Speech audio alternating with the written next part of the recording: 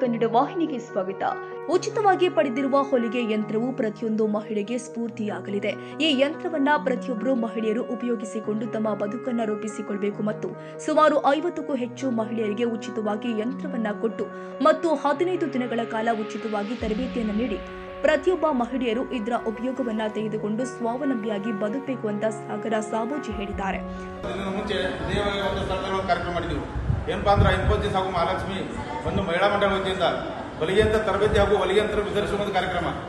ಇದು ಯಾಕಪ್ಪ ಅಂದ್ರೆ ಇದು ನಮ್ಮ ರಬ್ಗಲ್ ಅಷ್ಟೇ ಅಲ್ಲ, ಸಾಕಷ್ಟು ಇಡೀ ಕರ್ನಾಟಕದಲ್ಲಿ ನಮ್ಮ ಇನ್ಫೋಸಿಸ್ ಕಂಪನಿ ಸಾಕಷ್ಟು ಒಂದು ಸೇವಾ ಕಾರ್ಯಗಳನ್ನು ಮಾಡ್ಕೊಂಡು ಬರ್ತಾ ಇದೆ. ಸೇವಾ ಕಾರ್ಯಗಳಿಂದ ಅವರು ಮಾಡಿದಂಥ ಸೇವಕರು ಯಾವುದೂ ಉಳಿದಿಲ್ಲ. ಸಾಕಷ್ಟು ಶಾಲೆಗಳಿರ್ಬೋದು, ಶಾಲೆಯ ಒಂದು ಜೀರ್ಣೋದ್ಧಾರ ಇರ್ಬೋದು ಹಾಗೂ ಇನ್ನಿತರ ಒಂದು ಸಾಕಷ್ಟು ಒಂದು ಕೆಲಸಗಳನ್ನು ಮಾಡಿ ಒಂದು ಸಬಲೀಕರಣಕ್ಕೆ, ಮಹಿಳಾ ಸಬಲೀಕರಣಕ್ಕೆ ಏನಾದರೂ ಮಾಡಬೇಕಂತ ಹೇಳಿ ಒಂದು ವೈಯಕ್ತಿಕ ಸೌಲಭ್ಯವನ್ನು ಈಗ ತಾನೇ ಅವರು ಪ್ರಾರಂಭ ಮಾಡಿದ್ದಾರೆ.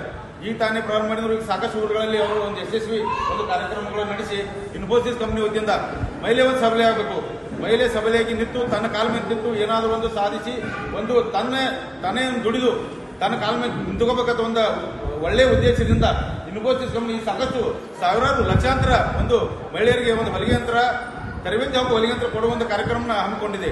ಇದು ನಿಜಕ್ಕೂ ಸ್ವಾಗತಾರ್ಹ. ಇದು ನಮ್ಮ ಏರಿಯಾದಲ್ಲಿ ಇದನ್ನು ತಂದವ, ಇದ್ರ ಕೀರ್ತಿ ಯಾರಿಗೆ ಸಲ್ಲಬೇಕಂದ್ರೆ ಸಾಗರ್ ಸಾಬೋಜಿ ಅವ್ರಿಗೆ ಸಲ್ಲಬೇಕು.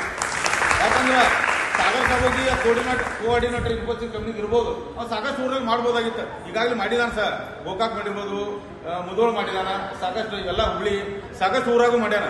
ಮತ್ತೆ ತಾವು ಹುಟ್ಟಿದ ನೆಲದಾಗ ಒಂದು ಏನಾದ್ರು ಮಾಡ್ಬೇಕಂತ ಹೇಳಿ ನನ್ನ ಸಂಪರ್ಕದಾಗ ಮಾಡಪ್ಪ, ನಾವೆಲ್ಲ ನಿಂತು ನಿಂಗೆ ಸಪೋರ್ಟ್ ಕೊಡ್ತೀವಿ ಅಂತ ನಾವು ಸಾಗರ್ ಹೇಳಿದ್ವು.